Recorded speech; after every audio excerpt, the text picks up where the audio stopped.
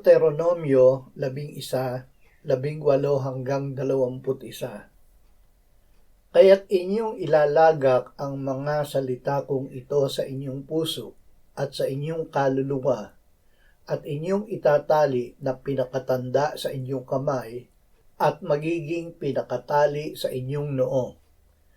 Ituturo ninyo ang mga iyon sa inyong mga anak, na inyong sasabihin sa kanila kapag ikaw ay nakaupo sa iyong bahay, kapag ikaw ay lumalakad sa daan, kapag ikaw ay nahihiga, at kapag ikaw ay bumabangon. At isusulat mo ang mga iyon sa mga hamba ng pinto ng iyong bahay at sa iyong mga pintuang daan, upang dumami ang inyong mga araw at ang mga araw ng inyong mga anak sa lupain na ipinangako ng Panginoon sa inyong mga ninuno na ibibigay sa kanila, gaya ng mga araw ng langit sa ibabaw ng lupa. Inilalagak sa puso.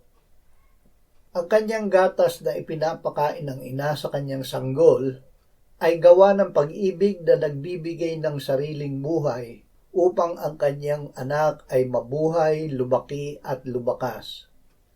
Ang salita na ipinaririnig at inilalagak ng Diyos sa ating puso ay gawa ng kanyang pag-ibig na nagbigay ng kanyang tanging anak, ang buhay na salita ng Diyos, upang siya ay manahan sa atin at tayo ay mabuhay, lumaki at lumakas sa pananahan sa Kanya.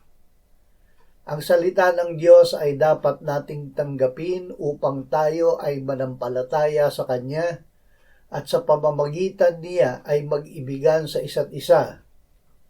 Ang tumutupad nito ay nananatili sa Diyos at ang Diyos ay nananatili sa Kanya.